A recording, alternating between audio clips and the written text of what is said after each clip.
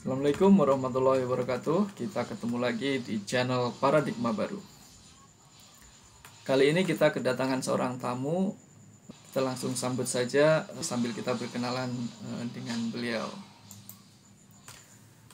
Assalamualaikum warahmatullahi wabarakatuh. Waalaikumsalam warahmatullahi wabarakatuh, Mas Sigit. Jadi gini, kita itu pengen tahu ya, sebenarnya apa ini alasan utama Mas Junadi meninggalkan Islam Jamaah?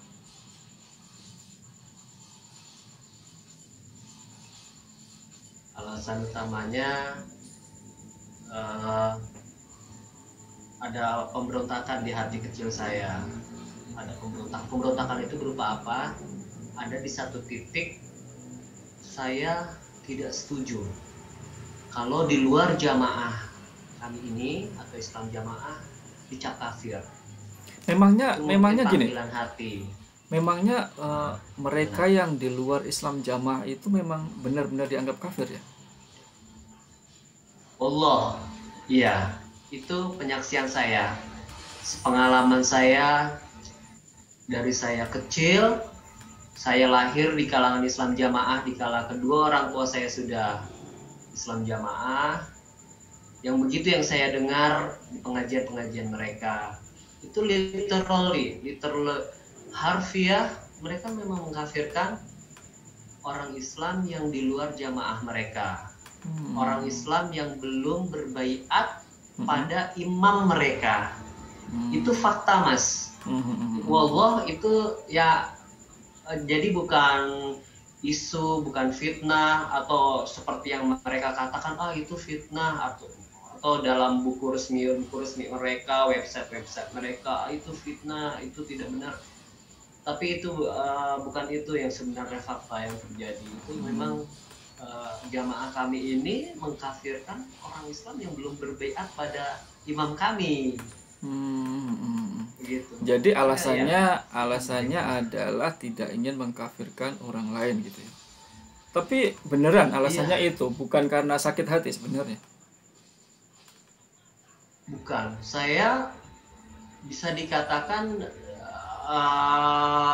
misal saya tuh di kalangan Islam Jamaah itu berasal dari keluarga yang ditokohkan. Keluarga besar saya imam-imam daerah. Wak saya imam daerah Bandung. Ayah saya imam daerah Jakarta Selatan. Paman-paman saya imam desa. Di lingkungan saya Jakarta Selatan pun saya ibaratnya ditokohkan. Nggak ada sakit hatinya, saya ditokohkan. Saya berasal dari keluarga yang diulamakan. Begitu. Bahkan saya diberi dakwaan ya seperti di organisasi, diberi dakwaan mengurus remaja, muda-mudi. Jadi ketika saya perlu dakwaan juga, saya udah punya dakwaan, bahkan banyak sekali dakwaan saya. Jadi bukan katanya karena orang yang keluar dari jamaah ini, bukan juga karena misalkan saya melamar wanita, tolak, sakit hati, atau saya punya atau saya punya ambisi ingin jadi pengurus. Itu yang distigmakan di jamaah kami. Jadi yang keluar dari jamaah kami distigmakan seperti itu, entah itu sakit hati, dendam, ada kepentingan pribadi yang kandas. Saya nggak punya itu semua. Saya merasa ghina, bukan kaya dalam arti bukan kaya benda, bukan. Saya merasa cukup, segalanya cukup, nggak ada yang disakit hatikan, nggak ada. Saya nggak berambisi pada jabatan tertentu. Kalau secara pragmatis, ya nggak ada untungnya. Mendakwa itu nggak ada untungnya, digaji juga enggak. Ya kan? Capek, iya, nggak ada untungnya. Secara pragmatikal itu nggak ada untungnya. Tapi kalau bisa saya nggak punya dakwaan deh. Tapi kan jadi sebenarnya karena konon yang saya dengar itu kalau di dalam jamaah itu diramut gitu ya, dari cabai rawitnya diramut, remajanya diramut, kemudian ketika mau menikah juga diramut, bahkan sampai meninggal pun diramut. Kira-kira apa tidak sayang gitu kehilangan kenyamanan yang seperti itu ketika antum memilih, memutuskan untuk meninggalkan jamaah ini? Kalau soal dirambut, ya memang di sana ada perambutan sebagaimana jamaah-jamaah Islam lainnya juga merambut jamaahnya. Jadi soal perambutan itu bagi saya, pandangan saya itu tidak dimonopoli oleh jamaah ini. Gitu. Memang saya terus terang saya ada di comfort zone. Ketika saya keluar bukan dalam keadaan saya dikejar hutang atau sedih hati, enggak, saya ada di titik comfort zone malah. Saya merasa nyaman di situ.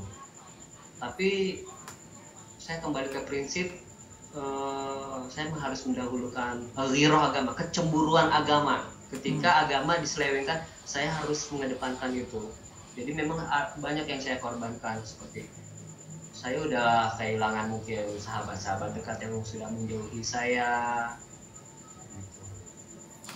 Tapi kehilangan comfort zone sebenarnya itu bagi saya cuma apa, ilusi gitu, ilusi doktrin. Ketika saya keluar, hidup saya baik-baik aja.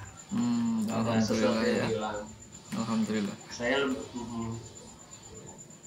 Tapi sebenarnya ada nggak sih dikit aja gitu penyesalan gitu, penyesalan bahwa kenapa ya saya ketika memutuskan untuk keluar kemudian tiba-tiba saya dijauhi mungkin oleh keluarga, mungkin oleh orang-orang terdekat, orang-orang yang dulu sangat erat hubungannya dengan Mas Junadi itu. Kira-kira ada nggak sebenarnya penyesalan gitu sampai memilih keputusan atau mengambil keputusan yang seperti itu?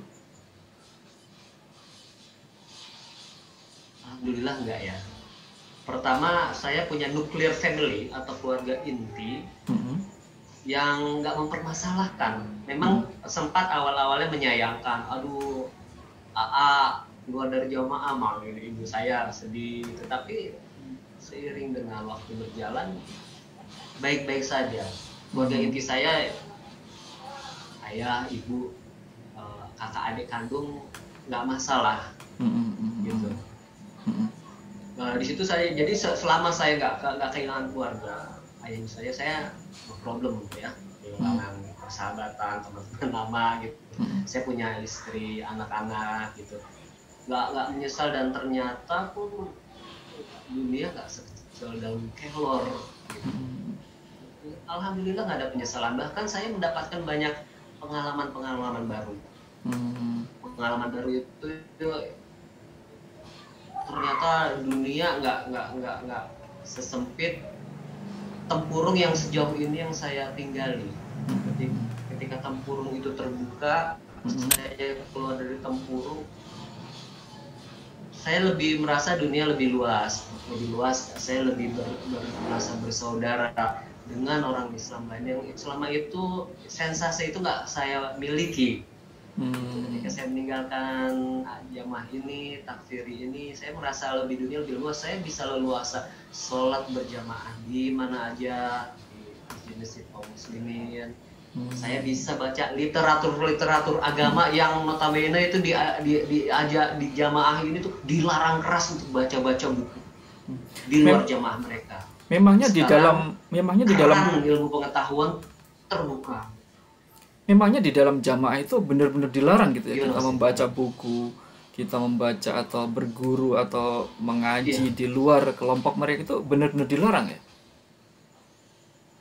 Larang. Mereka menyebutnya dengan istilah buku karangan. Stigmanya negatif. Jadi pokoknya semua buku-buku agama yang bukan terbitan mereka itu dipukul rata buku karangan. Stigma buku karangan itu gini ya, kata-kata diksi karangan seolah-olah seorang tuh ngarang-ngarang gitu. Padahal buku karangan itu adalah buku yang sifatnya ilmiah, bukan nggak ngarang liar, tapi bersandarkan Quran was sunnah juga, dengan disiplin keilmiahan yang bagus juga, sistem sanad yang bagus juga, sistem referensial yang bagus juga. Nah, ketika saya keluar dari jamaah itu, alhamdulillah saya merasa keran ilmu pengetahuan terbuka luas. Apalagi sekarang alhamdulillah kita hidup di media yang semuanya seolah dimudahkan oleh Allah untuk mencari ilmu pengetahuan. elektronik, buku, e-book banyak, YouTube bisa diakses, rekaman-rekaman ceramah tinggal pilih, kajian taklim yang misalkan face to face gitu, banyak, tinggal pilih gitu. Jadi itu yang saya rasa. Jadi mereka melarang jamaahnya untuk baca-baca referensi yang bukan dari kitab mereka, gitu. Iya. Terus mungkin gini. ya, saya punya teori. Kalau teori saya begini, ini seperti saya analogikan ketika zaman kolonial penjajahan Belanda. Setiap elit yang ingin menguasai objek kekuasaannya, itu pasti menginginkan, nggak mau yang dikuasai itu terbuka wawasannya. Dia dibiarkan cupet, dia dibiarkan picik, dia dibiarkan terus menerus di dalam tempurungnya. Itu jadi ini semacam ada teori kendali sosial. Jadi pelarangan ini sebenarnya arahnya ke sana, supaya indoktrinasi bisa terus berjalan. Mada'u yang jamaahnya itu jadi mudah dikontrol. Teori saya seperti itu sebenarnya. Mereka sih menarasikannya ke jamaahnya, di luar jamaah itu nggak mangkul, ilmunya nggak sah. Narasinya narasi baik. Nggak mangkul, seolah-olah referensi dari luar itu nggak berilmu, sedemikian negatif. Itu ini citranya, begitu.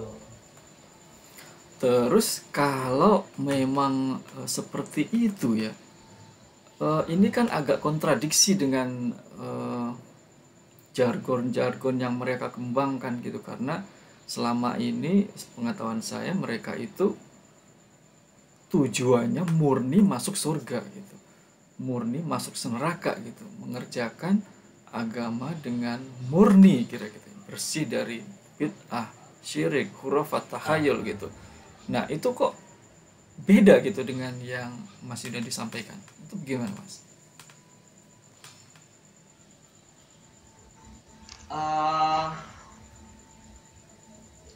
Maksudnya bedanya dia gimana Mas? Coba di spesifik lagi deh. Nah, maksudnya gini, ketika yang mereka gembar-gemborkan itu kan adalah mengerjakan Islam dengan benar, beragama dengan benar, dengan murni gitu. Tujuannya semata-mata gitu, betul. Tujuannya semata-mata masuk surga. Tapi kok tiba-tiba kita dilarang untuk mencari ilmu, dilarang, jamaahnya dilarang untuk berguru, membaca-baca. Ini kan agak kontradiksi gitu.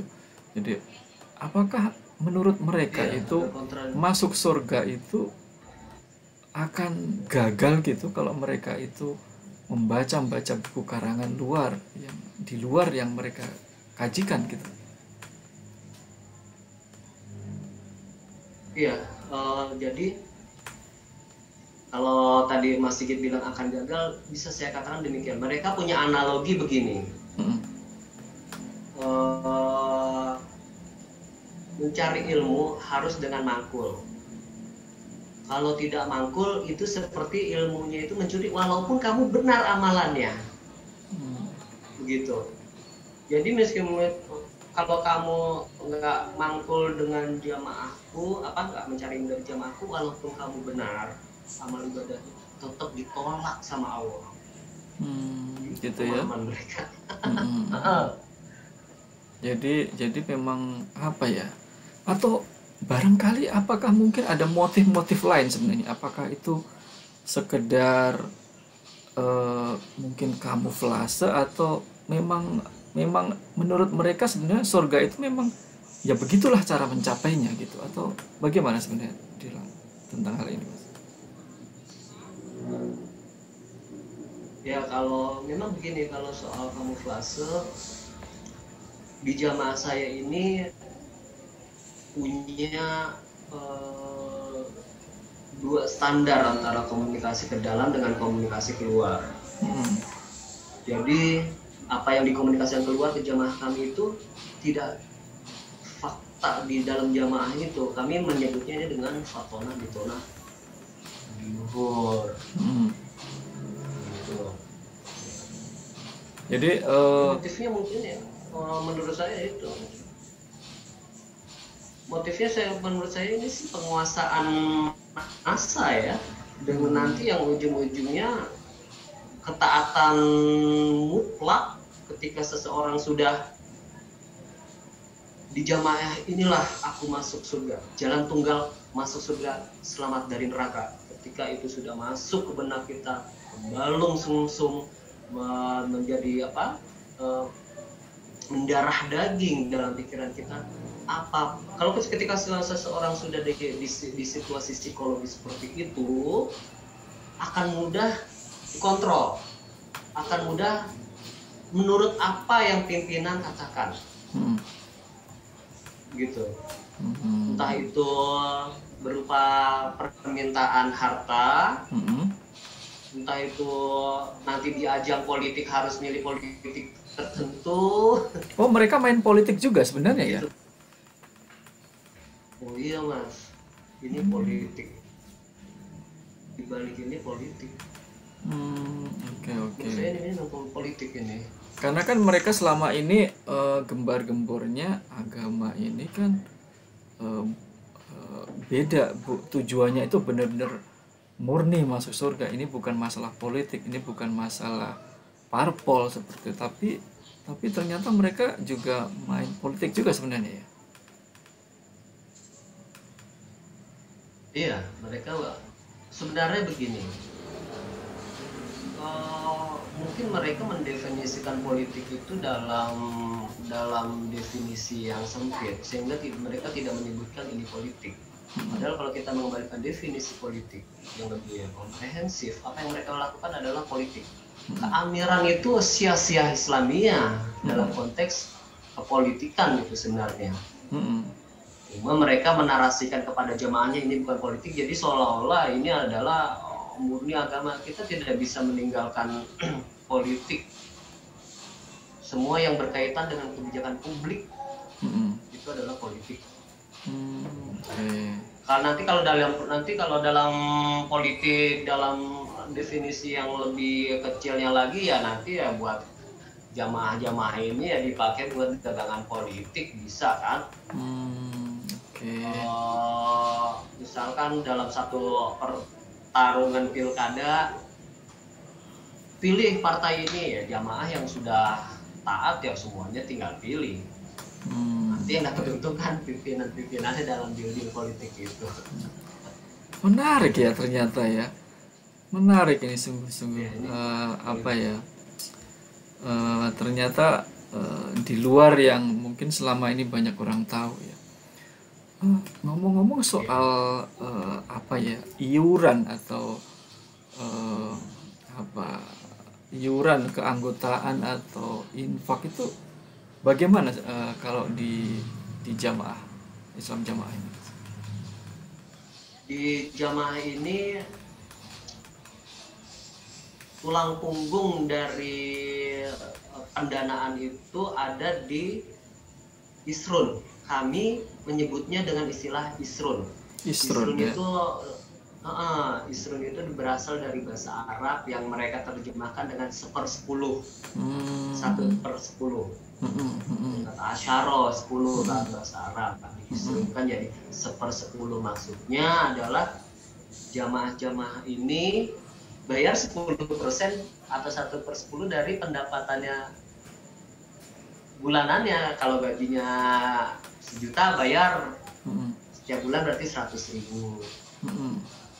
Kalau mereka mengklaim punya jutaan orang, taruhlah kita paling angka realistis mungkin 2 juta orang.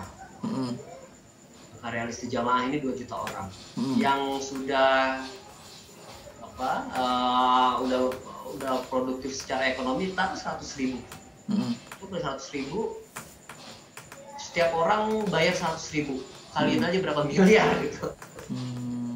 Mereka dapat, ya mereka jadi gitu. Kekuatan perekonomian mereka dari pajak. dari pajak yang mereka eufemisme kan, eufemisme itu penghalusan istilah gitu. Tapi pada prinsipnya ini pajak, khuruj dalam bahasa syar'inya ini pajak sebenarnya 10%. Gitu. Nah ini jadi problem juga ketika ini Isrun ini diglorifikasi sedemikian rupa sampai di titik kalau kamu nggak Isrun, kamu nggak Islamnya itu dipertanyakan, keimanannya dipertanyakan, bahkan mungkin sampai di titik kekafiran. Itu di titik pragmatis yang paling tinggi dari jamaah itu ini. Tapi eksploitasi ekonomi.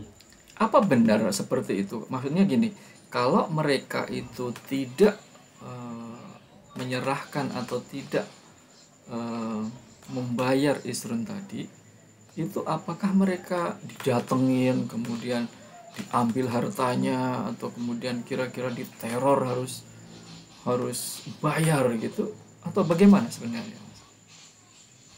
Ya kalau seseorang udah mulai kritis sama Isrun, udah mulai form Isrunnya misalkan nunggak gitu ya. Wah, ini pengurus sudah mulai itu tiap bulan ya? Penyerahannya tiap bulan itu ya? Iya, tiap bulan kami diberikan formulir. Formulir ada belangkonya. Kayak belangko SPP dong ya? Seperti itu ya, seperti SPP sekolah. Nanti ada buat ke pusat 10%. Pusat itu maksudnya ke 10% dari ke ibu kota jamaah kami lah, analoginya begitu. Okay. Kami punya ibu kota, gitu, kota suci kami, capital city-nya itu Burungan Kediri sana. Oh siap. Nah, di sana pusat pemerintahan kami, di sana tempat imam bersemayam bersama menteri-menterinya, bersemayam ya, bendaharanya. Nah, uang itu dari seluruh Indonesia, setiap orang yang sudah berpenghasilan bayar. Sistemnya bayar dulu, nanti di strata paling bawah itu ada strata tingkat RT. Kita di jamaah kami menyebutnya kelompok. Nanti uang Isrun itu ditarik oleh bendahara level kelompok itu. Ditarik dalam berupa cash, bukan berupa transfer.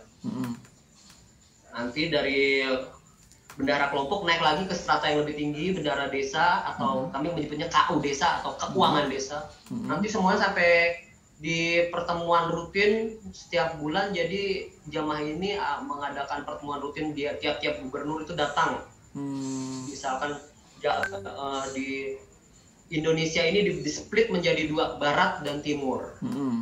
Barat sentralnya ada di Burungan Kediri. Timur ada di Pondok Gede. Pondok Gede Jakarta ya. Kalau untuk Indonesia ya Pondok Gede Jakarta, nanti setiap bulan itu kumpul para gubernur, para imam-imam daerah. Oh, ada imam daerah juga ya? Titik-titik. Nanti saya terangkan stratifikasi pemerintahan mereka. Jadi kumpul setiap bulan. Untuk kawasan Indonesia Barat kumpulnya di Pondok Gede. Untuk Indonesia Timur kumpulnya di Burungan Kediri. Itu momen itu juga dipakai selain buat instruksi rutin dari sang imam, juga dipakai untuk menghimpun dana-dana itu, dana-dana yang ditarik setiap bulan itu, dikumpul semuanya dalam bentuk cash, tidak dalam bentuk transfer. Jadi kekuatannya memang di dana yang sifatnya bottom up, dari bawah ke atas. Itu kalau diserahkan secara cash ya, misalnya kan cash itu kan banyak juga. Kalau misalnya 1 miliar itu kan mungkin ada sebegini ya. Nah itu kalau bermiliar-miliar diserahkan secara cash, itu apa tidak akan menimbulkan masalah itu dalam menyimpannya? Mungkin masalah bagaimanapun juga uang itu kan banyak ya Mas ya, dalam bentuk cash, dibawa karungan, nanti dibawa dari Indonesia Barat, dibawa lagi ke pusat kami, di capital city kami di Burungan, nanti ditaruh. Yang saya dengar ya, saya terus terang saya belum pernah ngelihat bunkernya. Yang ini dari cerita kawan-kawan saya, uang itu ditaruh di bunker, dikumpulin di sebuah ruangan, ya ditaruh di situ, diparkir sampai uang-uang itu mungkin berjamur, berlumut karena lembab begitu. Jadi kalau itu bermasalah, iya bermasalah, materi uangnya juga jadi rusak. Kedua, sistem cash ini memungkinkan, kalau menurut saya memungkinkan untuk tidak dilacak oleh otoritas keuangan negara ini. Oh, memang disengaja seperti itu berarti ya? Iya, itu strateginya seperti itu. Jadi kalau misalkan sistem transfer ini bisa terlacak oleh otoritas keuangan kita, oleh Kemenku, mungkin Kementerian Keuangan, ojek, ya seperti itulah. Otoritas jasa keuangan, mereka akan curiga kenapa setiap bulan uang mengalir ke satu titik tertentu. Nah, untuk menghilangkan jejak ini, mereka menggunakan cash, harus cash. Terutama untuk yang isrun ya, yang dana masif itu. Oke. Nah, mereka sih nah sejauh ini masalahnya juga uang ini selalu tertutup, tidak teraudit. Oh, tidak ada audit internal gitu per tiap tahun gitu, diaudit untuk memenuhi apa ya, tingkat kepercayaan jamaahnya biar ada gitu, tidak ada laporan sama sekali gitu? Nggak ada. Itu benar-benar tertutup. Jadi ketertutupan ini membuat potensi penyelewengan dana umat atas nama agama, gitu. Jadi tidak pernah diaudit, dan kami bahkan didoktrin bahwa uang-uang yang terkumpul ini itu adalah milik imam, gitu. Jadi dan jamaahnya tidak bisa bertanya-tanya tentang penggunaannya begitu ya? Iya, karena juga posisi imam juga sangat sakral di mata dan batin kami, orang yang suci, orang yang mensahkan keislaman kami, seolah-olah adalah kekurangan ajaran, berani-beraninya tidak percaya sama Bapak Imam. Itu ya menurut saya itu yang psikologis dalam jamaah kami. Itu karena posisi imam yang sedemikian sakral, jadi kami merasa tabu untuk suuzon, seperti ya udah kita akhirnya suuzon aja lah, ini jamaah banyak kebutuhannya, banyak keperluannya. Tapi jangan-jangan memang sebenarnya uang itu dibagikan ke jamaahnya tanpa sepengetahuan jamaah, meskipun tidak dilaporkan, mungkin ya ini mungkin juga dikasih untuk sebagai bansos mungkin, atau sebagai bantuan-bantuan yang lainnya. Jadi sebenarnya uang itu mungkin tidak dikuasai, mungkin untuk bangun masjid, untuk bangun pondok, untuk bangun apalah begitu. Jangan-jangan memang seperti itu gitu. Memang itu nggak saya pungkiri, setiap jamaah itu pasti punya keperluan, setiap ormas pasti semua punya keperluan, termasuk jamaah saya ini, itu nggak saya pungkiri. Tapi saya ada teori begini, kalau kamu mengambil 5,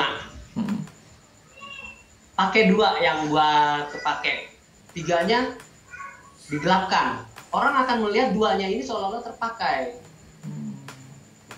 Nah, ini karena ketertutupan ini, kalau menurut saya secara hukum keuangan akuntansi adalah lazim kalau kita curiga.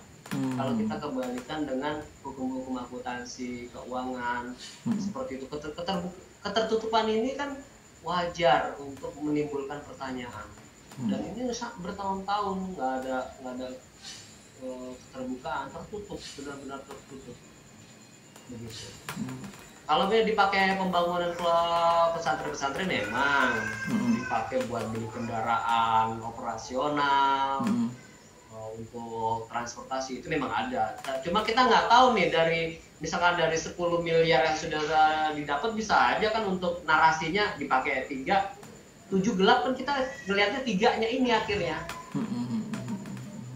Kalau ada dia menuding, wah kamu seuzon. Itu bukan seuzon kalau menurut saya, logis itu ya, ada pertanyaan seperti ini karena ketertutupan itu. Jadi ini supaya nggak terjadi penzoliman massal ya menurut saya. Bagaimanapun juga ini kan dana umat yang harus dikelola dengan baik. Kalau saya nggak masalah ya kalau mereka memang ridho ngasih ke amirnya, selama memang ada keterbukaan kalau menurut saya. Jadi jamaahnya nggak dizolimi, nggak ada penzoliman massal dan dana-dana masyarakat. Jadi ketertutupan ini bisa jadi sebenarnya ujung-ujungnya ya udah jamaah ini eksploitasi ekonomi itu yang tertingginya itu kalau menurut saya. Jadi Jamaah didoktrin, jamaah kami satu-satunya jalan tunggal masuk surga. Pokoknya konsep diri jamaah ini dilambungkan setinggi-tingginya. Kami ini dijamin masuk surga, di luar neraka. Kami ini gurunya jagat. Gurunya jagat itu maksudnya gimana dong? Kalau bahasa sebenarnya semboyan dadio gurunya jagat, jadilah gurunya alam semesta. Oh, jadi jamaah jamaah Islam jamaah ini ingin menjadi atau mengklaim sebagai gurunya seluruh dunia begitu ya? Ya seperti itu. Kalau secara bahasa seperti itu.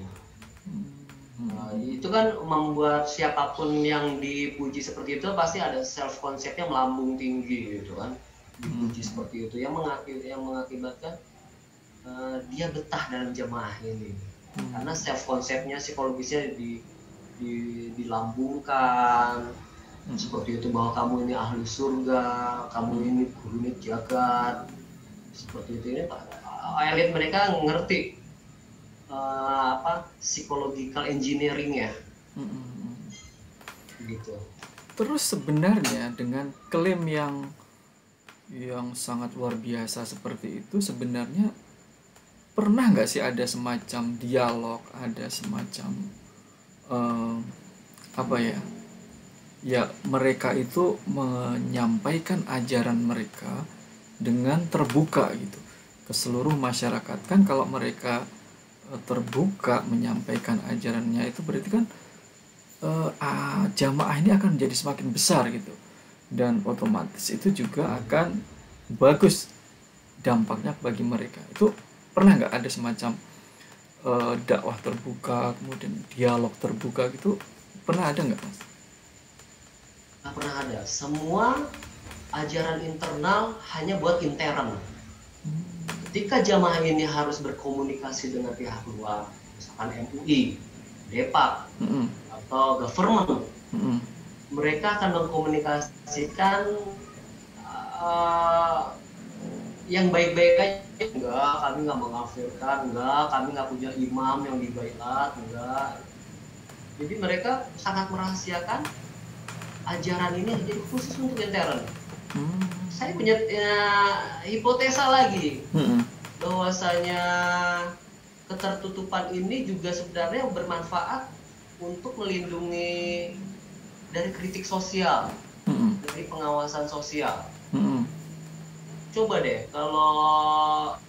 kalau kita berani di luar, misalkan mereka punya doktrin la Islam illa bil jamaah wala jamaah illa bil to'ah, yang seperti itu dikomunikasikan keluar secara gamblang, tidak jamaah kafir, tidak jamaah tidak se-Islamnya. Apa yang terjadi? Feedback dari masyarakat perlawanan. Mereka tahu ajaran mereka kontroversi. Terutama saya nggak menyalahkan ini ya jamaahnya, bagi saya mereka awam. Ini ada intelektual di tingkat elit yang memainkan seperti ini. Jadi sengaja ditutup untuk menghindari kontroversi di tengah masyarakat. Kalau kontroversi ini kayak kotak Pandora, once kotak Pandora ini kebuka, keluar semuanya. Semua kontroversi mereka akan diawasi oleh masyarakat. Mereka bisa survive. Jadi untuk survivalitas mereka supaya mereka tetap eksis adalah kerahasiaan. Tapi jadi, kalau mereka merahasiaan, ya silakan dilanjut. Menurut saya jadi antitesa dari kerahasiaan adalah pengungkapan. Jadi untuk mendakwah pada mereka harus diungkap, karena pokok guru survivalitas mereka adalah kerahasiaan. kerahasiaan itu harus dilawan dengan lawannya, yaitu Terbukaan, keterungkapan. keterungkap. Jadi harus diungkap. Nah, keterbukaan, dan ini hanya bisa dilakukan oleh mantan-mantan jamaahnya, keterungkapan ini. Ya mungkin karena Dan ada, pengungkapan itu bagus untuk kontrol sosial.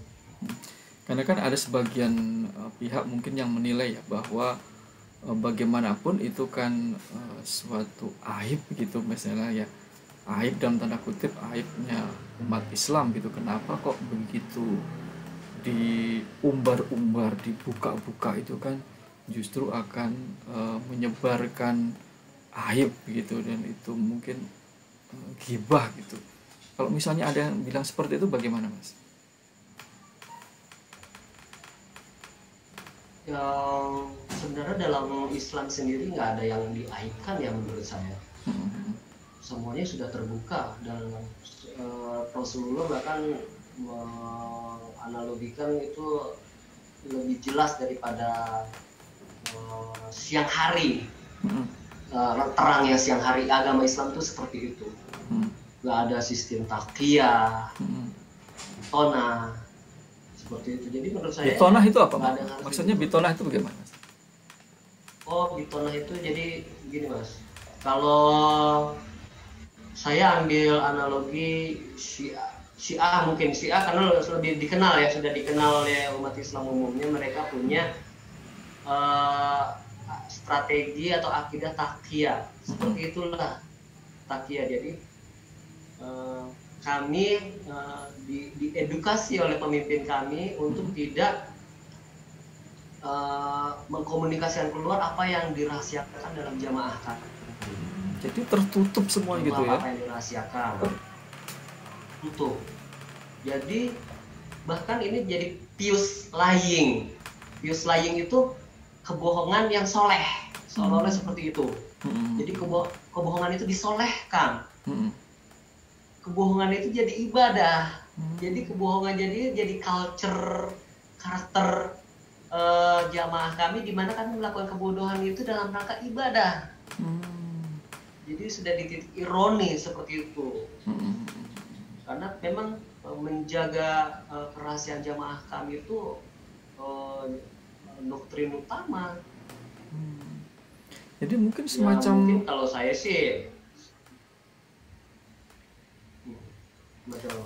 jatuhnya itu jadi semacam kayak sekte gitu ya, terbuka, tertutup dari lingkungan sekitarnya, mengasingkan diri di kotak mereka sendiri, di tempurung mereka sendiri, begitu Mas ya?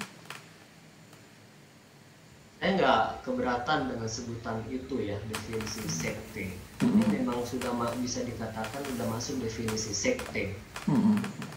Mungkin fisik-fisik mereka bisa berbaur gitu dengan masyarakat, fisik-fisik mereka. Yang eksklusif itu adalah pemikiran dan akidahnya. Kalau mereka bisa, misalkan mereka dituding kamu eksklusif, simple metodenya kita gotong royong sama masyarakat. Kami nggak eksklusif, kami terus ngadain donor darah, misalkan bukti kami vaksin COVID. Sebenarnya bukan itu yang disasar, bukan fisiknya, tapi batinnya.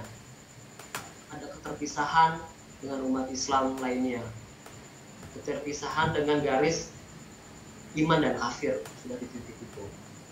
Jadi bukan keterpisahan mazhab. Mungkin kalau keterpisahan mazhab itu masih sehat kalau bagi saya ya. Kamu pakai perspektif Syafi'i, ya sok. Pakai perspektif Malik, ya boleh, itu sesuatu yang lazim, perbedaan-perbedaan di titik furu. Tapi kalau ini bagi saya udah bukan furu, tapi udah di akidah. Saya Islam, kamu kafir, sudah di titik itu. Di situ yang kita udah nggak bisa mentolerir lagi ini sebuah perbedaan khilafiyah lagi. Tapi udah akidah yang mungkin sebagian mantan jadi merasa bertanggung jawab secara sosial untuk mengcounter ini. Baik. Menarik sekali rupanya ya ini jamaah yang satu ini. Dan konon kananya pemerintah ini reaksinya dengan jamaah ini bagaimana sih? Artinya mereka benar-benar tahu tidak dengan keberadaan mereka yang mungkin menimbulkan konflik-konflik sosial di masyarakat yang bisa membahayakan stabilitas negara. Itu sebenarnya pemerintah sendiri bagaimana terkait hal ini?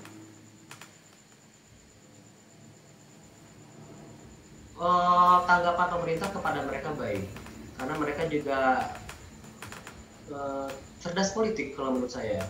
Cerdas politiknya mereka akhirnya membuat sebuah organisasi yang memang itu dilindungi oleh undang-undang.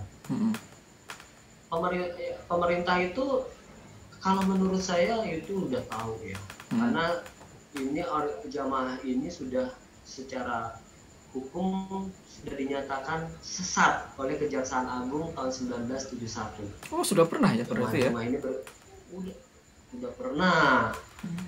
Kejaksaan Agung sudah mengeluarkan surat keputusannya bahwa jamaah ini sesat dan tidak boleh berkembang di seluruh wilayah Indonesia apapun namanya. Ada statement itu di keputusan Kejaksaan Agung 1971. Tapi realitanya mereka masih eksis sampai sekarang. Masih eksis. Pemerintah menurut saya selama nggak menimbulkan konflik dalam masyarakat, pemerintah mungkin membiarkan saja. Selama mereka tidak mengeluarkan statement yang berbau subversif, berbau anti Pancasila, begitu ya, mereka biarkan aja. Ada pembiaran seperti itu. Yang penting nggak rese, secara sosial tuh nggak rese. Jadi mereka ya nggak apa-apa. Pemerintah jangankan sekte yang bermasalah secara Islam, orang Kristen pun nggak apa-apa. Yang udah benar-benar di luar Islam pun nggak apa-apa. Gitu. Jadi ini sebenarnya kalau masalah negara, tapi ini permasalahan dalam umat Islam. Kalau kita melihat ini negara, ya memang dia punya hak selama nggak rese secara sosial, secara politik. Jadi pemerintah sih sejauh ini membiarkan jamaah ini. Tapi saya melihat walaupun jamaah ini bersifat kooperatif terhadap pemerintah, ya jamaah ini sadar diri kami masih kecil. Kalau kami kontroversi dikit gampang dijitaknya. Tapi doktrin takfiri ini menurut saya seperti api dalam sekam. Mereka itu punya sifat agama misi, agama yang sifatnya ekspansif. Maksudnya apa? Mereka bermisi agar jumlah jamaahnya ini berkembang begitu. Nanti ini kalau ajaran ini tetap dibiarkan, ini berpotensi kalau menurut saya, apalagi dengan doktrin takfirinya, mungkin nanti bisa ke arah yang justru membahayakan negara, seperti menghalalkan darah. Potensi itu ada kalau menurut saya, walaupun belum sampai ke sana benar ya, tapi potensi itu ada menurut saya. Jadi pemerintah menurut saya ya sudah bermain elegan menurut saya ya, tapi tetap harus mengawasi.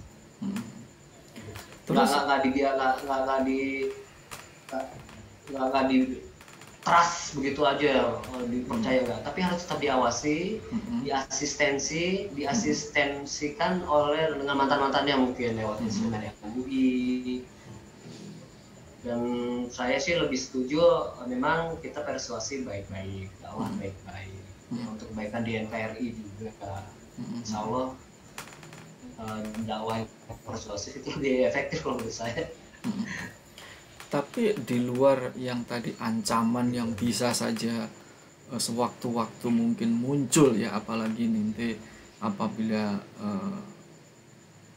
diguyur oleh pihak-pihak yang mengetahui persis bahwa mereka punya ideologi takfiri yang dengan mudah akan direkrut untuk mengembangkan misi-misi mereka, meneruskan ide-ide mereka.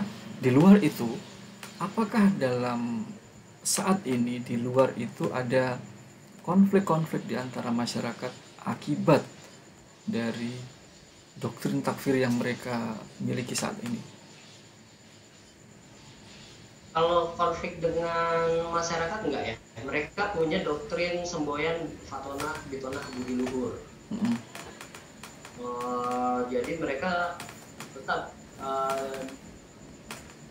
akidahnya memang takfiri, cuma mereka tetap mengembangkan image making dalam public relation. Itu ada Islam image making untuk membuat image yang baik, citra yang baik itu dengan berbuat baik terhadap. Memang ada beberapa konflik di beberapa daerah, tapi itu minor kalau menurut saya ya.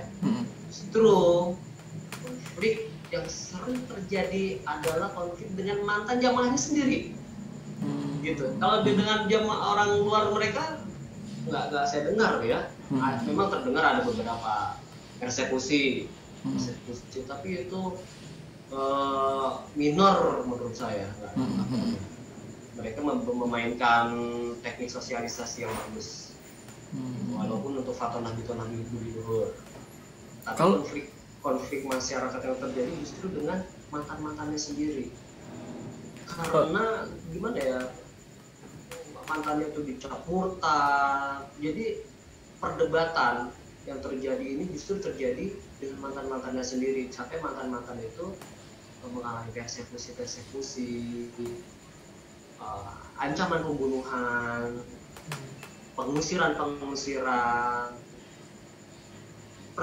perceraian, hak-hak yang tidak dipenuhi. Contoh hak-hak yang dipenuhi misalnya hak waris seorang anak yang keluar dari jamaah mereka, di mana misalkan bapak ibunya sudah ada jamaah ini, tiba-tiba keluar dari jamaah ini dicap murtad, hak warisnya pun akhirnya ditutup, nggak dikasih. Seperti itu. Jadi konflik sosial ini so far masih terjadi di antara mereka dan mantannya. Enggak.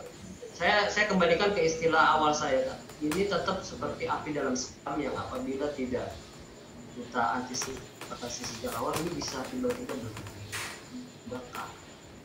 Jadi kita tidak mau sampai di titik semua begitu terlambat. Jadi sedari awal kita terus counter dengan antisipasinya ya, dengan dakwah itu. Baik. Jadi tadi kalau saya simpulkan mungkin kata kuncinya adalah ketertutupan mereka itu harus dilawan dengan pengungkapan, seperti itu ya. Betul. Jadi kayak begini loh, saya mengambil analogi kenapa Nabi Musa bisa menjatuhkan tongkatnya menjadi ular. Kenapa? Karena tren waktu itu adalah ilmu magic. Di kerajaan Mesir itu yang terkenal ilmu magic. Bagaimana Fir'aun punya pasukan penyihir yang bisa merubah tali menjadi ular-ular kecil. Musa punya satu tongkat dijatuhkan menjadi ular besar, yang itu bukan ilusi, ular benar. Makan. Kenapa Nabi Isa bisa menghidupkan orang mati, bisa menyembuhkan orang buta? Kenapa?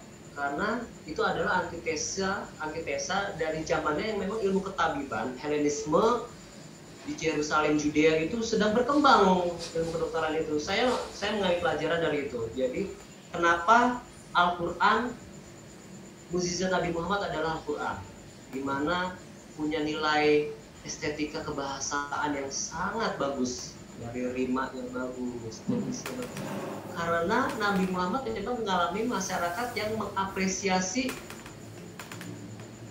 puisi, sastra.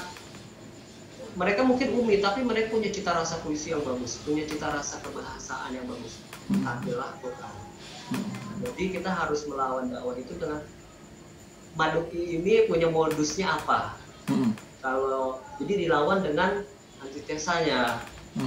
Saya berpendapat kalau mereka ujung tombak mereka adalah ketertutupan, maka lawannya adalah keterungkapan.